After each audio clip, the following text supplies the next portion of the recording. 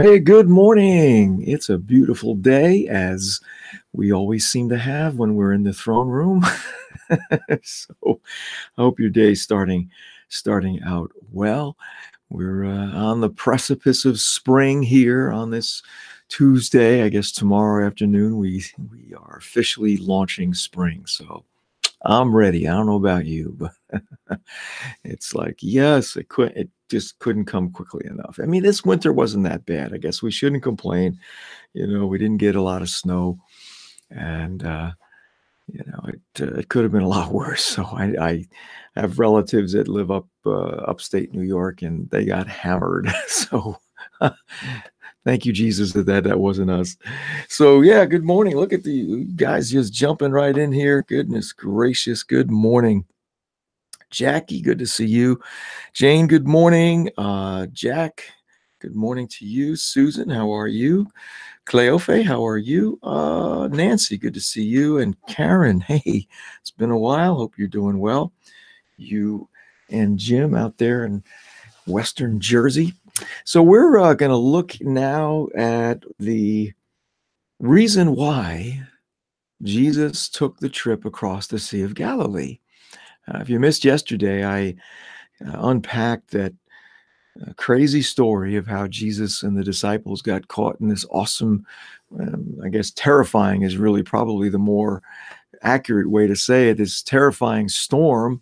At least it was terrifying to the disciples, the one in which Jesus was asleep, and what he had to do to take care of that little obstacle. But as I mentioned to you yesterday, the reason for his journey across the Sea of Galilee was because he had been given an assignment by the Father. Jesus never did anything randomly. So today we see, I'm sure you're familiar with the story, why Jesus was sent across the Sea of Galilee. So we're going to look at Mark's version again. He actually brings out a lot of detail that I don't see in some of the other accounts. So Mark chapter 5, it says that they came to the other side of the sea, into the country of the Gerasenes. And when Jesus had come out of the boat, immediately a man from the tombs with an unclean spirit met him. And he had his dwelling among the tombs, and no one was able to bind him anymore, even with a chain, because he had often been bound with shackles and chains, and the chains had been torn apart by him, and the shackles broken in pieces, and no one was strong enough to subdue him. And constantly, night and day, among the tombs and in the mountains, he was crying out and gashing himself with stones. And seeing Jesus from a distance, he ran up and bowed down before him, and crying out with a loud voice, he said, "What do I have to do with you, Jesus, Son of the Most High God? I implore you by God, do not torment me." For Jesus had been saying to him, "Come out of the man, you unclean spirit." And Jesus was asking him, "What is your name?" And he said to him, "My name is Legion, for we are many." And he began to entreat him earnestly not to send them out of the country. Now there was a big herd of swine feeding there on the mountainside. And they entreated him, saying, "Send us into the swine so that we may enter them." And he gave them permission. And coming out, the unclean spirits entered the swine, and the herd rushed down the steep bank into the sea, about 2,000 of them, and they were drowned in the sea. And those who tended them ran away and reported it in the city and out in the country, and the people came to see what it was that had happened. And they came to Jesus and observed the man who had been demon-possessed, sitting down, clothed, and in his right mind, the very man who had had the legion, and they became frightened. And those who had seen it described to them how it had happened to the demon-possessed man and all about the swine. And they began to entreat Jesus to depart from their region. And as he was getting into the boat, the man who had been demon-possessed was entreating him that he might accompany him. And he did not let him. But he said to him, "Go home to your people and report to them what great things the Lord has done for you, and how he had mercy on you. And he went off and began to proclaim in Decapolis what great things Jesus had done for him, and everyone marveled. What a nice story. I mean, it has a happy ending, obviously, on some level, but it's an amazing story. It really is, on just so many levels.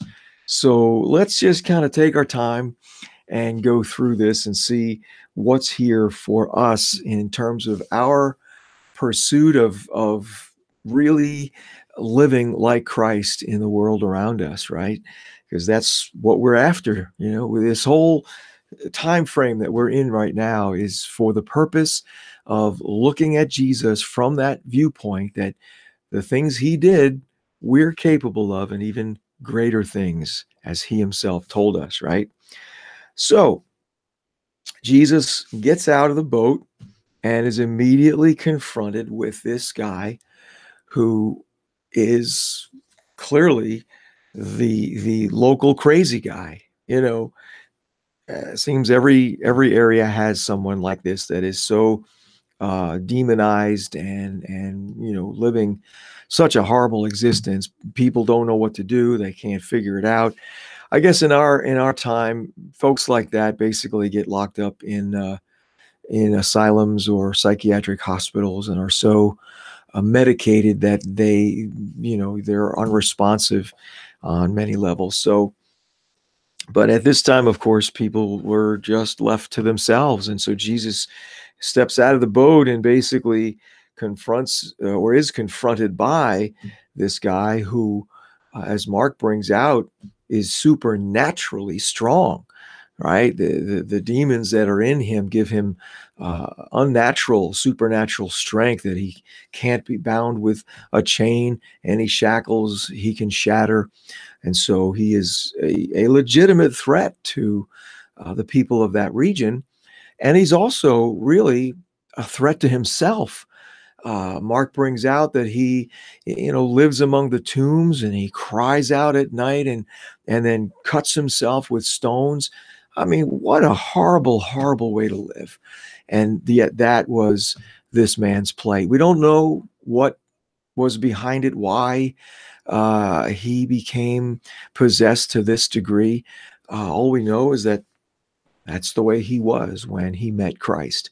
So Jesus, again, is confronted by him. It says in verse 6 that when he saw Jesus from a distance, he ran up and bowed down before him. Now that's interesting because, here Jesus just simply steps out of the boat onto dry land, and this man who is obviously demon possessed, the demons in Jesus immediately recognize him for who he really is. Okay. And they obviously start to freak out inside him. And so he runs to Jesus and bows down. Wow. Think about that. Jesus, in his authority was so great that this demonized man with at least 50 demons in him, right? If I'm not mistaken, I think Legion refers to 50. But however many he had, right? He runs up and bows down, right? The demons recognizing Jesus' authority right from the get-go. And I look at that and say, yeah, I know that, Lord, you've given us your authority. You made it clear in Matthew 28 that all authority was given to you in heaven and on earth. Go therefore, right? That phrase, go therefore, is the equivalent to you and I being deputized by Jesus, given his authority to do whatever is needed to be done against the works and the schemes of the devil. All right. There's just no question about it. And I look at this and go, man, that's what I want. I want to be walking in that level of his authority, that I don't even ever have to worry about it. You know, if there's any kind of craziness out there that the enemy's up to, well, guess what? It's going to bow the moment they encounter Christ in me. That's what I'm desiring in my heart. I know I have it, and you can know you have it as well. But there is a unifying of what we know intellectually with what we truly believe in our hearts. That's an ongoing process where the reality of what we have as sons and daughters of God becomes more and more powerfully evident in our lives. It becomes more real. You know, it is a reality, but it becomes more real to us as we move forward in our walk with Him. So that's the first thing, right? This man with all these demons runs up and bows down before Jesus. There's no attempt to try to harm Jesus or challenge him or do anything. Why? Because they were in the presence of superior authority and they couldn't do anything. Oh, I just love that, right? So they cry out through this man, saying, "What do I have to do with you, Jesus, Son of the Most High God? I implore you by God, do not torment me." Whew. See, these demons, they know what their future fate is, that they're the ones for whom the lake of fire was originally created. It's not created for people. It was never created for people. God never intended for human beings to be cast into that lake of fire. Unfortunately, it is something that happens when people turn their backs and reject the offer of salvation that God has made through Christ. But these demons know, man, they knew exactly what their fate was going to be, and so they're now terrified. Oh, please don't torment us. Please don't torment us, right? But isn't it interesting that they identify Christ for who He really is, the Son of the Most High God? Just amazing. Now, here's an interesting little thing here. Jesus, in seeing the man running up to him, it says here in verse 8 that Jesus had been saying to him, "Come out of the man, you unclean spirit." So picture this. Jesus gets onto the ground there. The demonized man sees him, starts running at him, and Jesus immediately says, "Come out of the man, you unclean spirit." Now, clearly, that didn't happen, because as the guy gets to Jesus, he falls on his knees and speaks these words, "What do I have to do with you, Jesus, Son of the Most High God? Please don't torment me," right? So something's a little off here. Typically, anytime Jesus was confronted with the demonic, that's all he had to do. Come out. And then, you didn't have to say it in the name of Jesus. I'm so used to saying that, come out of him. And it was over. Not in this case. In this case, Mark records Jesus had been saying, I can just imagine, "Come out of him." The guy gets closer, "Come out of him." Now I know Jesus wasn't worried, but at the same time, he realized, okay, there's something different. This is a little unusual. I'm not getting a response from this. So let's figure out what's going on. And I just love that. We can do that. We don't have to be spooked, or upset or concerned if if something's happening that's not normal, whatever normal looks like, right? So what does Jesus do in verse 9? He asked him, "What is your name?" And gets the response, "My name is Legion, for we are many." Well, now the truth comes out, right? This is not just one spirit, right? Because that's what Jesus had been saying. "Come out of him, you unclean spirit," the singular. Now you may say, well, what difference does it make? Oh, believe me, the devil and his kingdom, these beings are strict legalists. If you don't cross every T and dot every I in your dealing with them, they're going to basically say, well, that doesn't apply to me.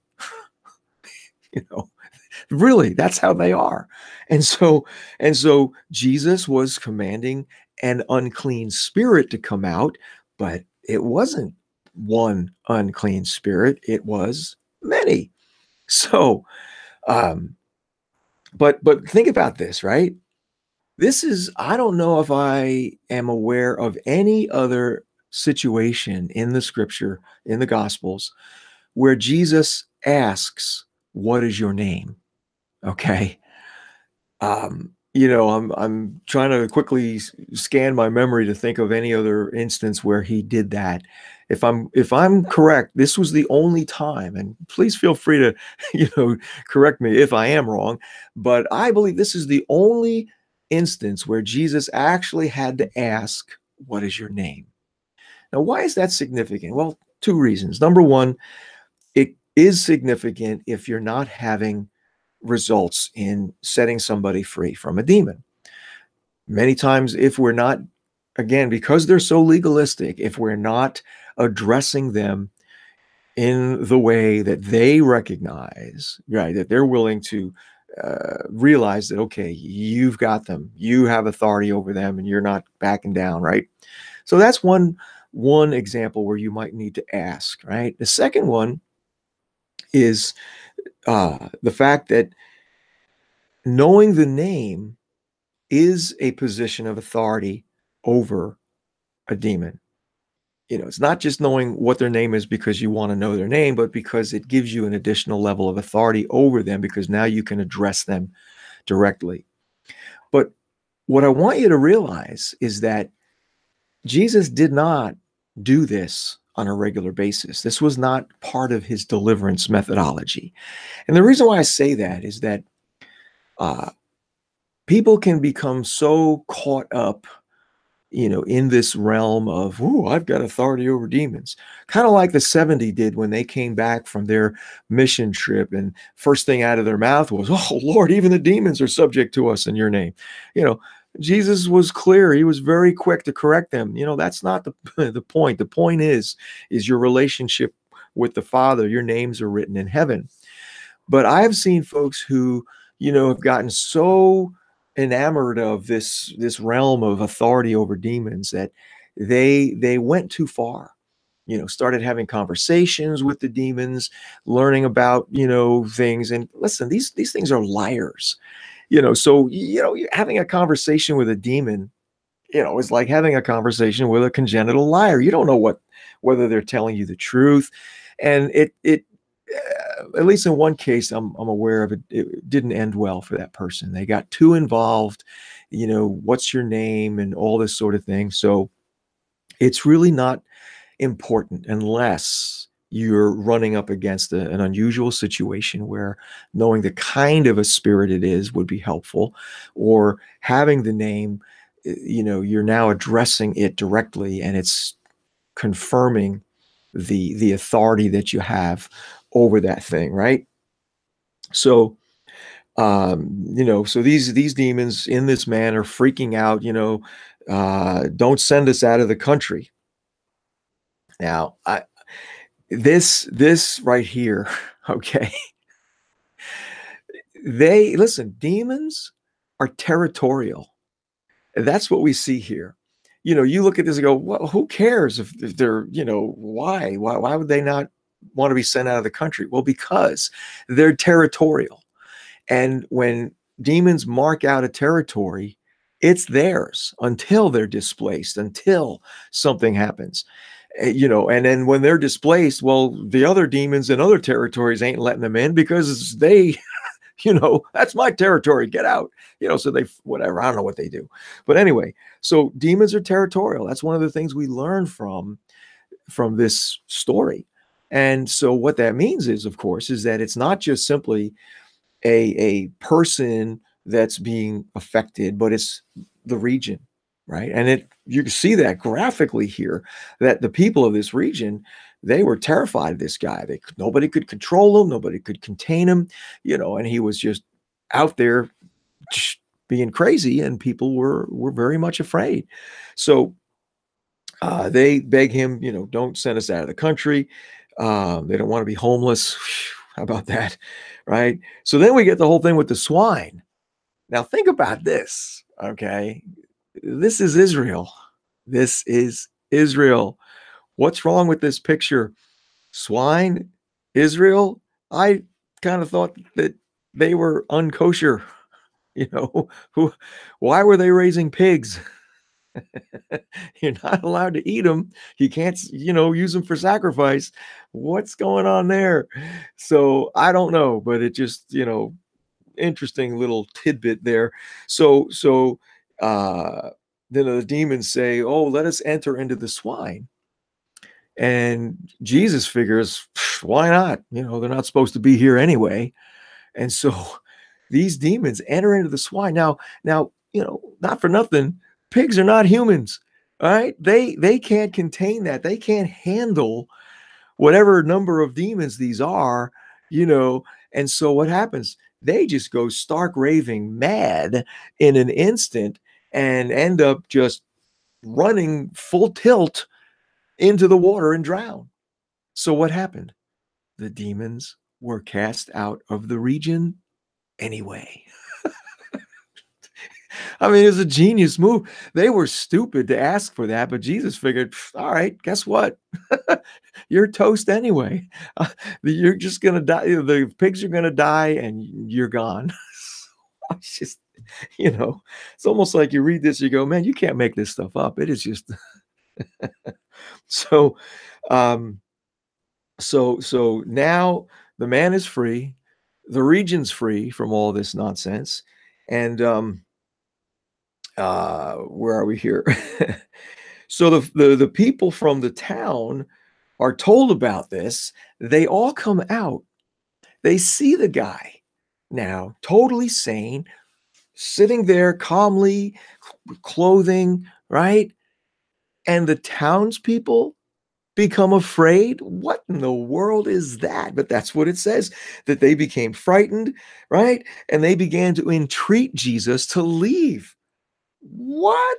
I mean, that just kind of shows you the level of deception that was still evident in the folks that were affected by, these demons in their region. They were like, what? You know what it reminds me of? It's kind of sad, but it reminds me of the reaction that you see in certain churches and church streams where any kind of supernatural activity by the Lord can be viewed as oh, that's of Satan. That's, oh my gosh, that's not God. Maybe they won't say it's not Satan, but they won't, maybe they won't say it's Satan, but they usually say, oh, it's not of God. They freak out. There's just this weird reaction that happens. And that's what went on here with these people. They said, well, get out of here to Jesus. And he said, sure, no problem. I'm not staying where I'm not wanted. Besides, his mission, his assignment was accomplished at that point. He had set the man free. He had gotten the demons out of the region. And so he could leave knowing that that's what he had been asked to do. That's what the Father had asked him to do. So, and then you have this poignant ending to the story where the man is, basically, oh, I want to come with you, Jesus. Please let me come with you. And, I can feel that in him, that he wanted to just be with Jesus. I mean, after all, he's just been set free from the worst possible existence that you could have. And it would be completely natural for him to want to go with Christ. So the reason, or the question is, well, why didn't Jesus let him come with him? And I'm not really sure. I think it has a lot to do with what he told the man to do. He says, no, I want you to go home to your people and report to them what great things the Lord has done for you and how he had mercy on you. That it's likely that Jesus saw that that was really his calling in life, that he was made to be an evangelist of sorts, that he had an ability to do that, and a gifting from the Lord to be able to share with people and talk to people. And so I forget who it was that kind of coined this phrase, is that this man who was one of the worst demonized people in history, all of a sudden Jesus makes him president of the Jesus Christ Evangelistic Association in the Gerasenes. And that's in effect what he did, right? He just said, okay, you are redeemed. You are redeemed.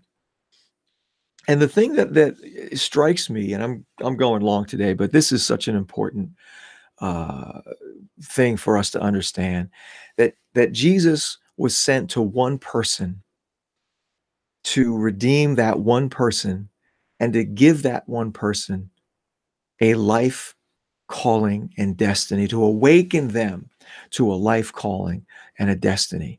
And to think that you and I can do the same, that there can be these people, just one person that we encounter wherever, that the Lord could move through us in such a way that they get set free and they get revelation on why they're here.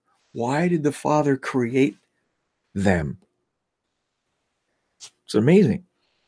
But that's what we get to participate in as we walk with Jesus, one with him, manifesting his presence, his power, his authority through us. We get to be Jesus to people like this. I'm telling you. It's phenomenal. It's almost hard to wrap your mind around, but that's what we're called to. That's what we get to do. And I don't know about you, but that's my goal. I'm doing some of this now, but I know there's a whole lot more that's coming our way. So let's be encouraged. The fun only goes higher from now. It just gets better as we go along. So yeah, I went way long on this one, but it's a powerful, powerful story that I think we need to all really understand and embrace for where we are in our lives and where he's trying to take us. So, all right, let me say good morning to the rest of this awesome Breakfast Club. Lord have mercy. Look at all y'all just jumping in. Patty, good morning. Judy, good to see you.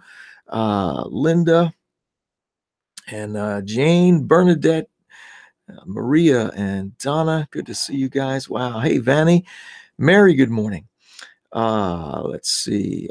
Rosie, how are you? Boy, it's been a while, huh? Joanne, Jason, down under. Oh my goodness. Good to see you, or good night for you, right? Good morning, Carol and Franny. Allegiant is 1,000 to 1,500, huh? Oh my gosh. Whew, that's crazy. Oh my goodness. Ezekiel, good morning. Awesome. Well, thank you guys. I do appreciate so much that you are taking this time out of your busy schedules. It is an honor to hang out with you. And I normally don't go almost a half an hour, but I guess this was just one of those longer messages. Thank you so much, those of you that share this on your timeline. I do appreciate it. Feel free to reach out, email or Facebook message if you'd like to chat about anything. I'd love to hear from you. So, hey, have a great day. And I look forward to seeing you tomorrow, 8:30 Eastern. Get out there and touch somebody's life today. See you tomorrow.